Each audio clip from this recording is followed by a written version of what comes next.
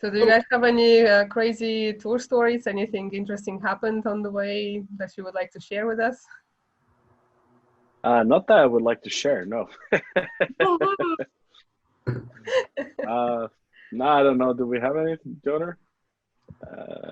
You can tell a story about the cowboy man if you want. In Switzerland. Okay. Oh yeah. That was we did a show in Switzerland, and we were staying at somebody's home, or basically we got like an apartment, and we were supposed to be picked up and driven to the airport the next morning, or not even morning, it was like 12 or something. But we were standing there and nobody shows up. We went to a big party last night, so we were all hungover, and like really hungover. But nobody shows up, and like an hour late, we were like the flight was soon departing. Then the guy that was picking us up was arriving, and that was the guy that was the most drunk from last night's party. What? He drove like a crazy, way too fast and drunk. He was really dangerous. But yeah, we did catch the plane by like the smallest possible margin. So that was one. And if we were doing, I remember what another thing, we played a show in Ljubljana, which was a weird place to play. I like the town was beautiful, but like the venue was basically like a big squatted building. And we have, on the rider, we need to get like access to a shower every gig, because when you play you get really sweaty, and then you're going in a bus, you need to shower. So, but they had a shower, but the shower was like in the same room as where they kept all the electrical equipment, and then you had the shower here and no like curtain or anything, and like right next to it was the fuse box. No. So that was like a death trap, so nobody showered that night. That is insane. How they can do that? I got no idea. That was really crazy. I wonder if anyone took shower there. Yeah. So, I think the whole building would explode if someone just showered with electricity. We didn't try. I think that was pretty fucking dangerous. That's insane. Yeah. I just got corrected by Hugo. He said, what is the name of the festival, which I forgot. Thank you, Hugo. It's Monolith Metal Festival in Cork, so you can check it out if you would be in any time coming through UK to maybe here. Absolutely. If anyone that works for that festival, get in touch. We would love to play in Ireland. That would be great. Yeah, we have here Dublin, but Cork would be like a good way to go as well. Yeah. So back to there is also another correction. Redemption Festival 2020. Does it say something, Veronica, to you? Not really. So the one who said something about redemption. Okay, yeah. It's Primordial. They have a festival every year, so it's called Redemption. Yeah. You know the band. Yeah, absolutely. Yeah, so they would have as well, but that one would be in Dublin. Yeah.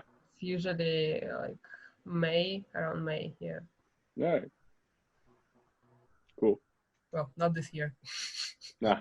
However, we are pretty locked down. We are in our houses since March, locked. Yeah, really. Yeah. Yeah. So back to In Vain and the studio. So in this and live a little bit. In the studio, you have the perfect condition to create masterpieces. So for this reason, I'm wondering what challenges do you have with regarding to the live act? Well, we have decided that we want to present the songs as close to the original recording as possible. So that means that we have to have some music on backing tracks, for instance, the brass and strings. And we are then playing by click track, or a drummer is playing by a click track. So backing tracks and our playing is on time. That's not a challenge, but yeah, that's how we need to do it when we cannot bring musicians, session musicians on stage. And yeah, but there are a lot of, I would probably say a lot of the big choir arrangements, which sounds very good on the albums, is hard to recreate live because you don't have enough voices to recreate them. Basically, that's a challenge. And I don't think playing wise, that's not a challenge. It's more like, and probably as with every band, it's a challenge to have a good enough live sound that you can hear all the elements in the music. When you have a lot, when you have a lot of stuff going on, as we have in many of our songs, you need a really good sound guy who can tweak so that he brings out, or he or she brings out everything. Sindre, you have anything to add? No, I agree that there is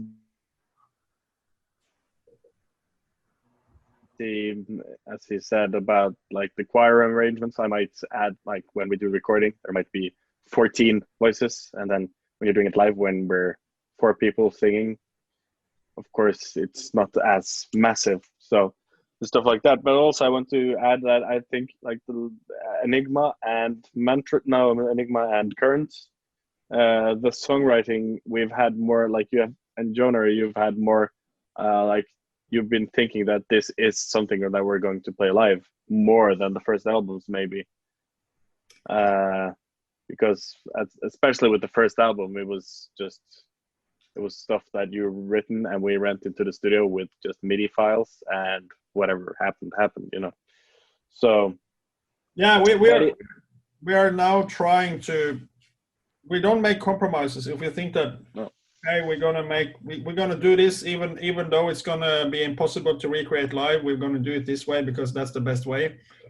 That's how we always think. But of course, we try to think at the same time, okay, do we really need this? Could the song be good enough without it? And also could a pro from that be that it could be even easier to play live without, you know, making any compromise. That's also something we take more into consideration now. Yeah, and then it's just we have the songs are like they are when they've been recorded. That's how they are, and then it's just trying to find the best way to recreate them live. So it's all about just finding solutions how to do it, how to make it sound good enough, or yeah, the best it can be. Yeah, the sound engine, I think the tweaking is the most important one, and the venue, I think, like in Netherlands, where they put you like in an old World War bunker, I was like, oh my god. And then the stage was so small. Yeah, I remember that was like difficult to tweak and so on, and then it got better over time, but certainly it's not always perfect conditions, but live acts are more than that, the engagement and so on. Yeah, absolutely. And sometimes out of control. Yeah. So if you would be going back on tour, or when you'll be going back, is there some specific countries that you would like to visit? Do you mean that we've not visited before, or? Yeah. Oh, a new country. Well, are we talking Europe now, or? The world, the galaxy, whatever you like. Of course, we would love to play in the States. We would love to go to Japan. South America, well, that's not a country, but I'm saying South America in general because I know that the fans are lunatics down there. Well, we would love to play for anyone who wants to listen, but those places would be awesome to visit. And the places I'm not mentioning, we would love to go there as well, but I'm just giving a few examples. Yeah, basically we would like to go anywhere that people want to hear our music would be great. And places that we haven't been before is even more fun because it's like a new experience. So yeah, as Johnar had many good examples. Also Russia would be fun because I know we got a lot of fans there actually. So yeah, that could be fun. I heard Russia is always fun. Yeah. They're extreme. But Yeah. Japan. I never heard like death metal in Japan. So what's in for Japan? Do they listen to metal or? In Japan, yeah, actually, I've been on a Japanese tour with another band, so yeah, they do listen to metal indeed. Yeah, they do have some weird metal bands. Yeah, they got a lot of weird stuff there, but they got one really good band called Psy, which is crazy but really cool. So yeah. So if someone, I only heard of baby metal, to be honest. Yeah, that's not my cup of tea, but but you should check out. They're an extreme metal band though, but with a lot of different elements. Psy, SIGH, really really cool. They got a lot of albums, a lot of weird stuff. So now I'm really intrigued, and I hope that someone can invite someone from Japan, and that someone can post something Japanese on our Galaxy like music. That would be cool to hear something else than baby metal. Yeah, somebody should post a nice Psy. Everybody should Google that. Yeah. So it's a can you repeat that, because you got Sunset Song by Psy, SIGH. Okay. Yeah. Okay. Something to that. So when we are talking about gigs now, so can you compare your first and your last gig? Oh, the first was awful. So the story behind that is, because as we talked about before, the first album, we didn't know what we were doing. Johnar had made songs just in MIDI on his computer, and we went send it to everyone in the band, and we went straight to the studio to record that album. And prior to that, we had played no live shows. So actually, our first gig ever was the first gig of our first European tour. We had practiced, and we did not know what to expect or how to do it. So I think we sounded like shit. And it was a very good experience, and it was fun, but I think we sucked. So I think if you compare the last gig and the first gig, I think they're two different worlds. Or at least I hope so. I hope we're a lot better than the first gig. If not, I think we just need to quit. It's funny because sorry, I'm just moving to get my charger. But I remember from the first gig that we had rehearsed, but we didn't know what happened between the songs. And I just remember after we played the first song that was someone was giving an applause, and then it was quiet, and we were all looking at each other. Okay, what happens now? And I had to tell Andreas, well, say something, just say something. And he was mumbling some words about the next song, and it was super awkward, because he was so nervous, and it was just really strange. Bands usually have, you see a lot of bands, they have a natural flow between the songs. A lot of it is probably rehearsed or routine, but we didn't think about that. I think we rehearsed the songs, but we didn't have any plan about the flow of the set or whatever, and we were super nervous. Let me just plug in my charger for. Okay. Sindre, care to sing anything? No, I'm good. I'm just watching my baby monitor that they don't wake up. Yeah, that's why I've been. If I'm running off, it's not to be rude. I just have to get my kids to sleep again. Yeah. Cool. Need another beer, by the way. Oh. Cheers. Cheers. So we are stuck at the question about the gig experience. So you talked about the flow and so on. So anything else to add? The first live show. Yeah. So the first live shows, but then we did an entire European tour. So we learned a lot from that. And luckily, that European tour, for some reason, was right before the album was released. So there were not many people to see us. So yeah, I think we grew on that experience. It might not have been the best shows during that during that tour, but then yeah, you learn, and then yeah, I think now I think we're a good live band. I think we enjoy. I at least I can speak for myself. I love playing live. It's my favorite activity in the whole world. So and I think that's part of what you need as well, to be really enjoying the moment. If you're really enjoying the moment and you've practiced your stuff, you know the songs well, and you have good chemistry in the band, then that's what you need. Then you will put on a good performance. Yeah. And of course, if the crowd is there and the crowd can help you and elevate it to another level as well, if they get into it and they like sing the songs with us, or then it's like even another level, I guess. Yeah, I'm actually a bit jealous of Ak, as she was at your gig and I wasn't. And we don't know now if any gigs will happen anytime soon in the next few years, I suppose. No, we'll see. Fingers crossed. Yeah, just I want to play live again. In the first gig in UK. They had like elevated platforms that, I don't know how many platforms they had, like on the field, and you had like max to 5 people on one platform.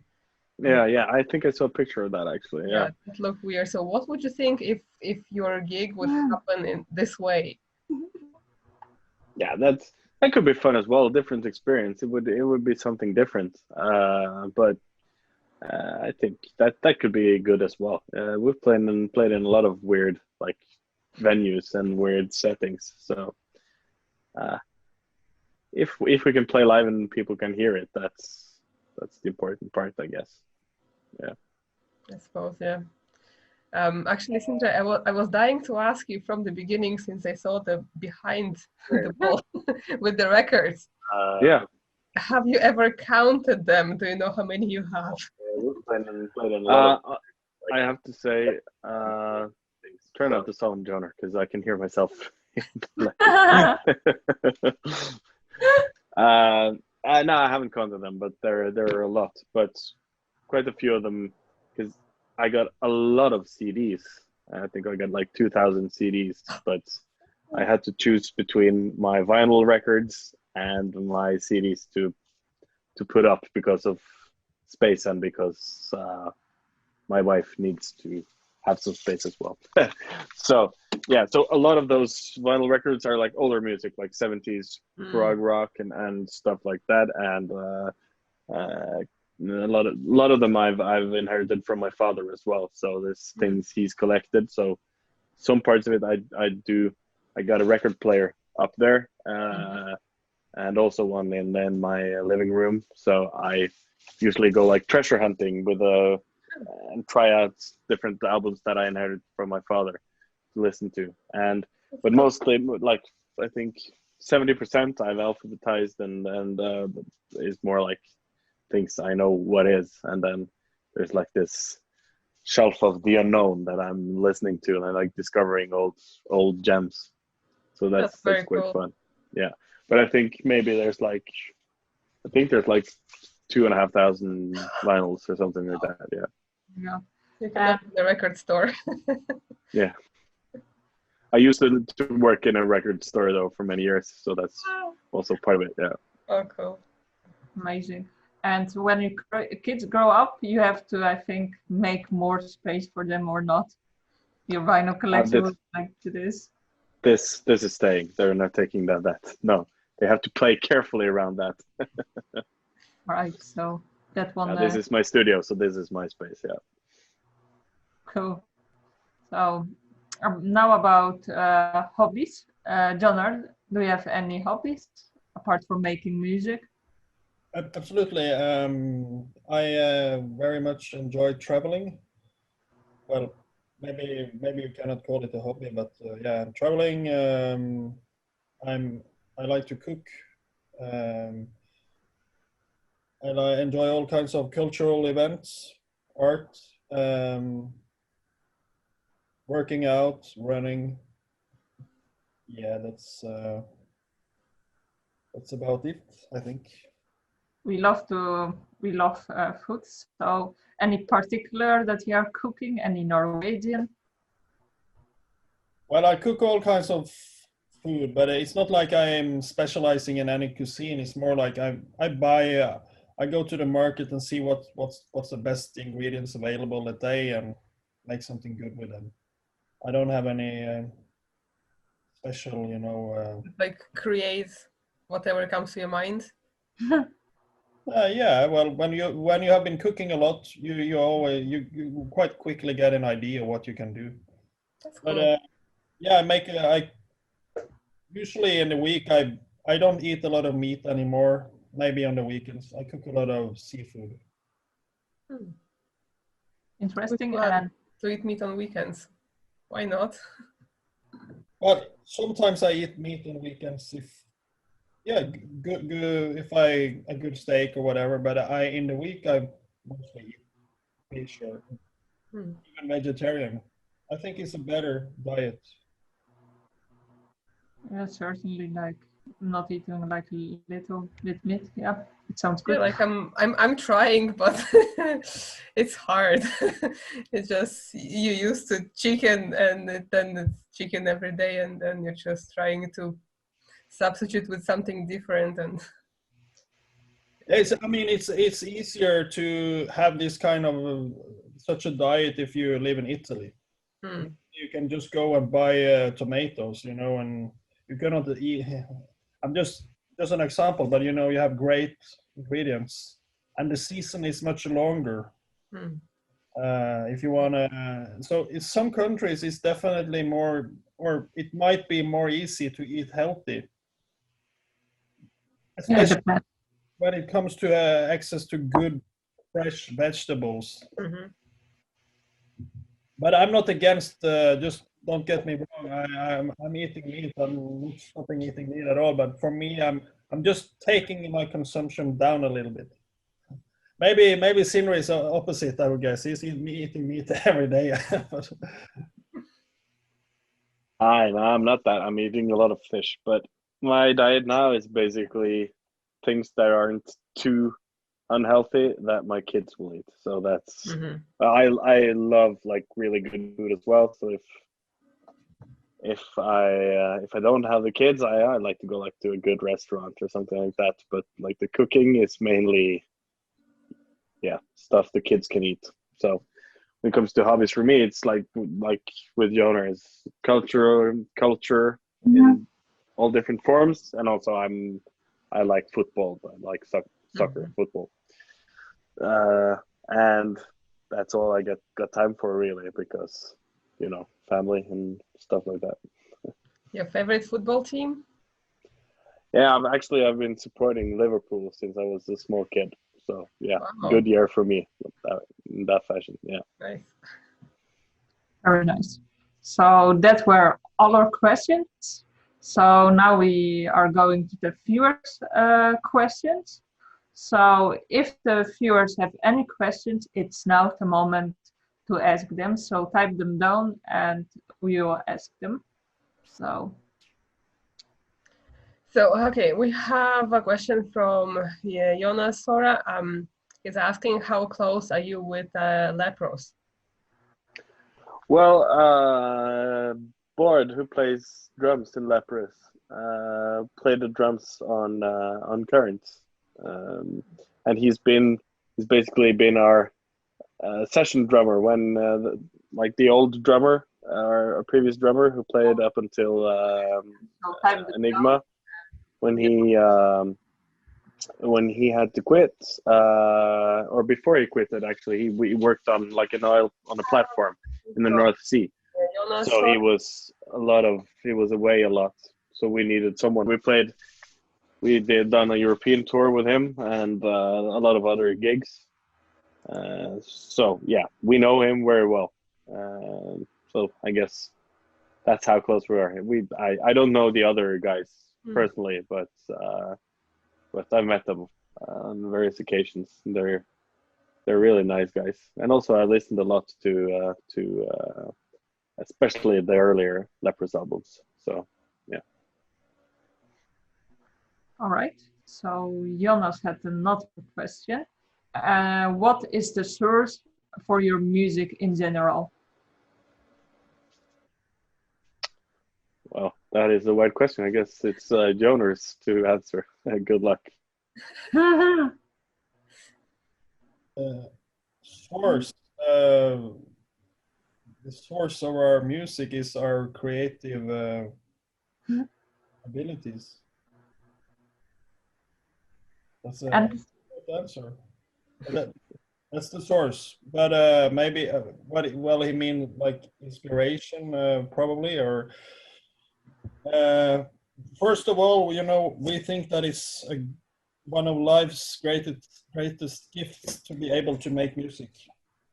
And it's a lot of fun, even though it can be a big hassle and really, really hard work. It's something really unique. I try to explain this to people, you know, because a lot of people go through life and they never experience this. They might do sports or they do something else, but to be in a band and make music is something really unique. And so we have a passion for it, and also, and that's what one of the sources is our passion and our creativity, which we have kind of molded and shaped for many, many years. You know, you can get better at this the longer you do it, I guess, or not the longer, but you can learn more things and you can, you know, evolve as an artist. And of course, we are inspired by other bands and good music. We can be inspired by travels or, you know, something we experience, etc. Life in general. Cool. So another question from Jonas, Sora. Was there some folklore behind Ænigma song Hymne Til Havet? No, I would guess that he means the lyrics.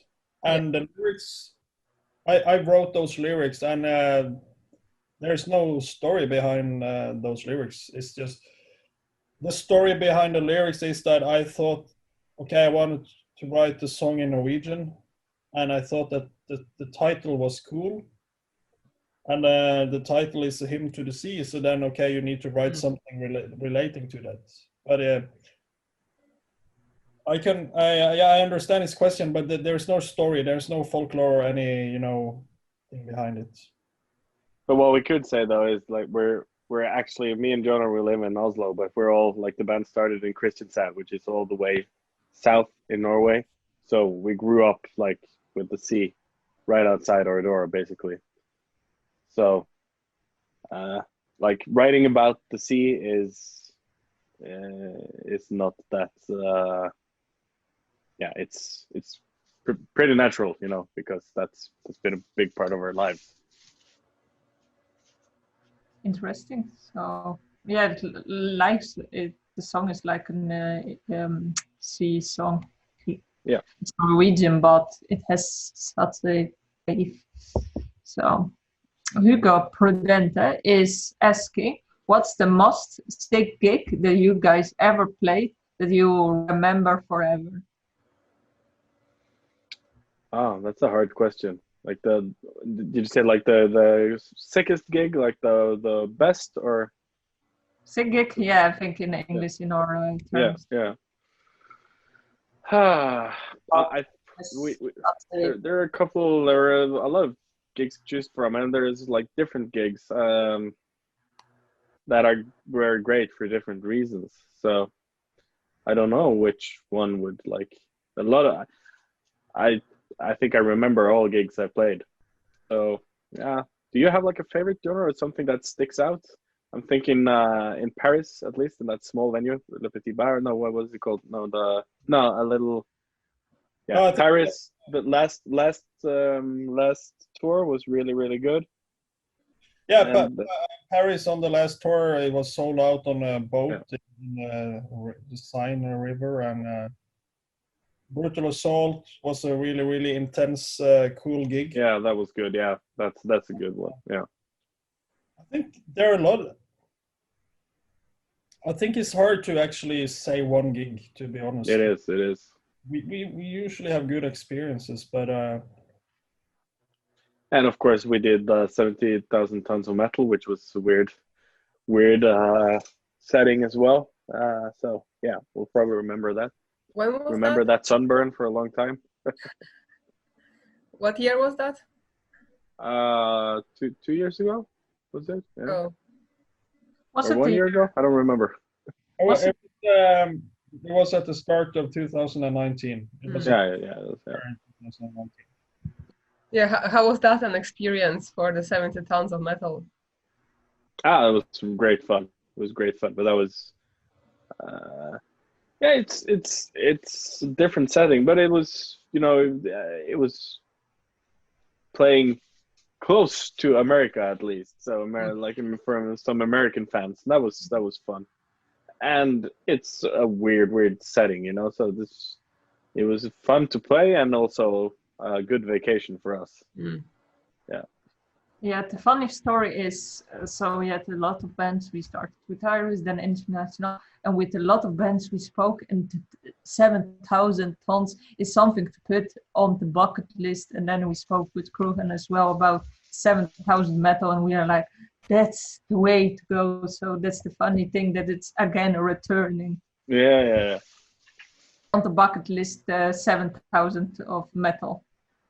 Yeah, that was a good thing to like put a check next to. We've done that. That was fun. Cool. So another question from Jonas Sora. This may be out of limits, but as a Finnish guy, I have to ask, do you like sauna? And what is your favorite Christmas food?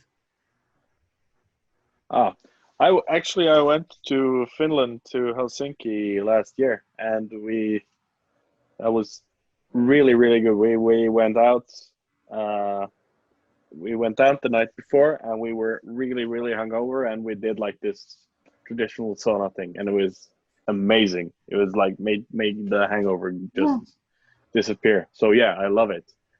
I actually got a sauna in there, but it's not working at the moment. So yeah. So yeah, I love sauna. My favorite Christmas food is we got a lot of like traditional Christmas food in Norway that is really good. But I don't actually know how to say it in Norwegian. Maybe Jona knows. I like pinnekjøtt, which is salted. Rack of lambs. Rack of lambs, basically, but it's prepared like a weird fashion, but really good. It looks, when you see it at the butcher shop, it looks kind of super strange, and when you see the price and you see how it looks, you kind of, it amazes you, because it looks basically like pieces of bones hanging there, and it's quite expensive. But it's a long process behind it. It's dried and it's smoked and it's been hanging dry for a long time. And then when you make it, you soak it in water, so you kind of bring the meat back to life again, sort of, from the super dry consistency that it is when you buy it. And then and it's super salted as well, so you cook away some of the salt. You use a lot of water to get the salt out again. And you serve it with some special vegetable mash and other stuff. It's really good, but our Christmas food comes from our old farmer traditions. So this was kind of a way to handle the meat, to cure it and to store it and to bring a lot of flavor out of the meat, I guess. Very modern way to do it, I guess, but it's a tradition. Yeah, it was. Yeah, the Norwegian Christmas food, the funny thing is that we don't use the best pieces of the meat. It's this rack of lamb dish, and then we have a pork, very, very famous pork dish, which is basically rib of pork. Yeah. Rib, and the rib of pork is very good, but it's not very expensive. Those two are the dishes that are very common, and we've got a few others, but it's not like cod. A lot of people eat cod as well. Cod, and that's also cooked in a very strange way, and But I know that other countries usually, at least what I've heard, for instance, France, they don't have particular Christmas dishes, but they just buy the best food, you know, the best ingredients, the most fancy stuff. That's not how we do it here for Christmas. It's not the traditions. What about the dish? Oh Jesus, I can't remember the name now. It's the conserve of a fish, and which one when you open it has very strong smell. Lakfisk, probably thinking of, yeah. It is kind of almost supposed to be not rotten, but kind of on its way to getting rotten or something. I think it's, but still okay to eat. But maybe I'm wrong, but it smells terrible. But it's actually quite tasty. But it's intense. It's something you can only eat one time per year, and then it's super intense. And I think a lot of people cannot handle it. Yeah, it basically is rotten fish, and it tastes like shit. That's interesting. Ag, you sleeping there? Yeah, I'm sitting there. I'm just thinking about all the foods that I'm going to eat, and I'm like, Yeah, I'm getting hungry now. Yeah, exactly. So let's go with another question before we are very hungry. So there's a question: any covers of non-metal songs? Nothing planned. We did like on Mantra. We had a bonus track that was this song called "Wayfaring Stranger." So I think that's the only like I don't know if you can call it a cover, but like a traditional song that we've done. I don't remember us doing any other covers. Are we, Johnar? There's nothing planned, so maybe in the future we'll see. I don't know. No, I have no ideas now about cover songs. We have discussed actually to record some of our songs in acoustic version. Yeah. But, maybe first we will finish the new album, and then maybe we could do that, make a short EP with some acoustic songs. When we did the only cover song we ever done, I remember I really wanted to do a cover of that song, but I don't really have any urge. I think you need a really strong urge to cover a song if you're going to do it, and some kind of special idea or vision behind it, not just to make it your own in a way, even though it's a cover song. Yeah, it sounds also complex, like because of the band you are, like heavy metal, or that you just put a pop song and you just scream and beat on. And with this, it's I think much more complex to fit it into Ænigma itself. I mean, if you're gonna do a cover, you have to make a new version at least. If not, you might as well just listen to the original. For sure. Yeah. So Nick is asking, have you ever played in a church? Not with In Vain. I did actually play in the church with I got a doom metal band called Funeral, and we played in an old church in Belgium, which was a really cool experience. But no, I don't think we ever played in a church with In Vain. No, I don't think so. I would never remember that. I can't imagine a happy church who would say, "Come, let's play death metal in the church." I think the one I played in though it was not a functional church anymore. It was an old church building, but now it was turned into a venue. We actually got a church like that in Oslo as well, so maybe we'll play there sometime in the future. There's a church in the like city center basically of Oslo that's turned into music, like a concert scene, and Nice. Yeah, that sounds nice. I'm very interested in how that metal should be sounding in a church. Something like I never seen I was planning to see a metal concert like opera in a church, but I don't know if it's going to happen in December. So, but like churches are a new thing, at least in the Netherlands. in the Netherlands, we have now the culture theaters, and a new thing just popped up. Let's go play songs in a church, like metal bands into church, but it comes with some restrictions, as a lot of churches are saying how you should be clothed and so on, but it's a new trend coming up, at least in the Netherlands. Yeah.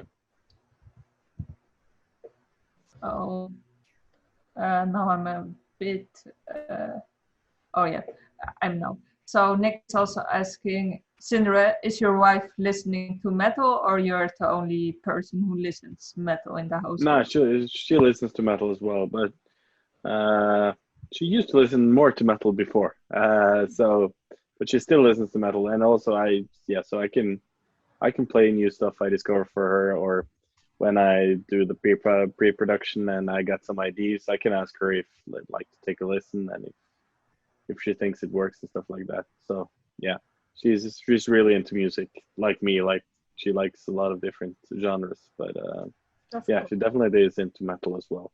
Maybe not the more extreme stuff. It's more into the more melodic parts. So like the most extreme stuff I usually listen to on my headphones, but yeah.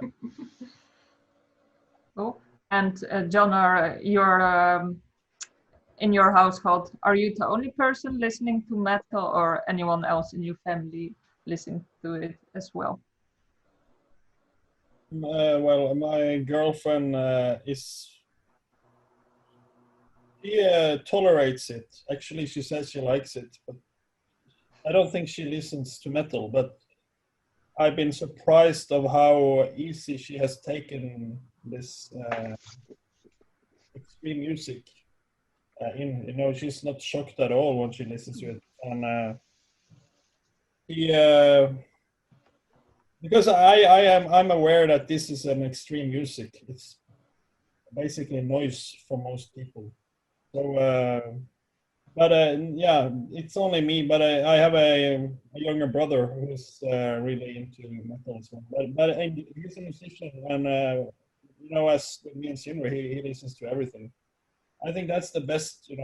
Why would you want to limit yourself to one musical style? Yeah, that's exactly the thing. When if you're open for everything, then you got so much great music to discover. So different genres have different qualities, and of course you got to find the stuff that you think sounds good. But you can, at least for me, I think I can find, like, in almost all the genres, you can find something that really hits the spot and is good. And then if you're not like locked to one genre, then you got so much more joy from music, because you can find so much more and so much more different stuff. So yeah, and that's the beautiful thing. At least in the Netherlands, we have a metal scene in the Netherlands, but the metal scene, it's very tightly mixed together with pop DJs and so on. And like, for example, Within Temptation invited DJs and so on. So it's like a collaboration, because they use resources. I think it's indeed what you say, it's fresh and so on, just to draw inspirations and so on. So yeah, that was everything from from the viewers. So for now, first of all, the viewers, thank you all who joined tonight, and for those who are going to watch it later on. And thank you also for the engagement, the participation, and the questions. And and if you fell asleep or you want to rewatch it, please subscribe on our YouTube channel and join the group as well, because we'll post in 2 weeks' time an edited version with the full interview. And we will also share all links of In Vain, so you can support them and thank in person the band. And we want to thank also In Vain for joining us, showing interest in the group and sharing the news with their followers. And we look forward to see new music and the live gigs. Appreciate that. It was our pleasure. Yeah. Yeah, Thank you guys so much. Thanks for having us. No worries. Thanks for joining. I hope you had a good time. We did indeed. Right. Absolutely. See you. All right.